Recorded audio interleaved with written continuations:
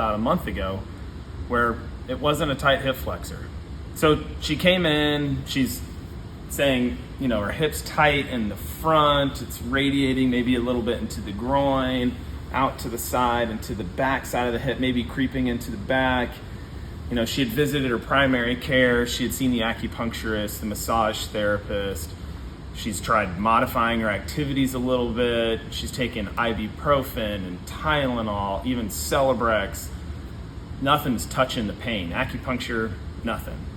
So I did my exam with her. It's kind of boring except for a couple of key things that if you're aware of this condition, you know to look for. So her test came back on the exam pointing in the direction of potentially having a bone stress injury, or BSI, which is a fancy way to say you're somewhere on the continuum of either having a stress reaction in your bone, which is on the verge of a fracture, or you have a stress fracture. So I said, hey, we need to get some imaging for you to rule out a stress fracture. And when we got those images back, not only did she have one stress fracture, but she actually had two. And she was able to stay upright, move around, and all she thought was that she had a tight hip flexor. So these BSIs, or bone stress injuries, are pretty easy to miss and can be tricky to catch.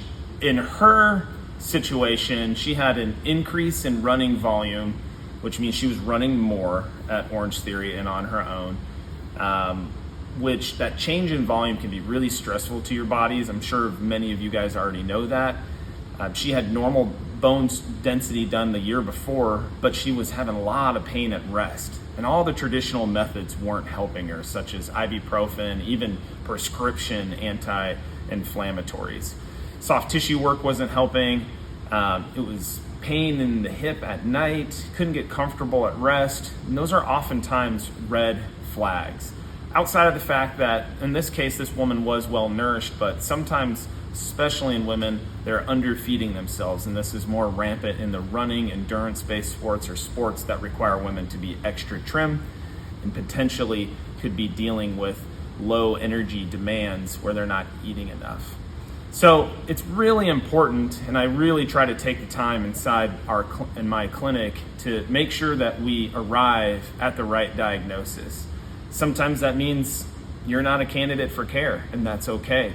I can just be a small cog in the wheel, get you out and get you the care that you need. This woman will run again. She's just got an extended time back to the road, and we're gonna help her when it's our turn after she's done working with the orthopedist. But remember, I'm always a phone call away, direct message away. Feel free to reach out if you're not getting better at rest, or if the same old foam rolling isn't seeming to help.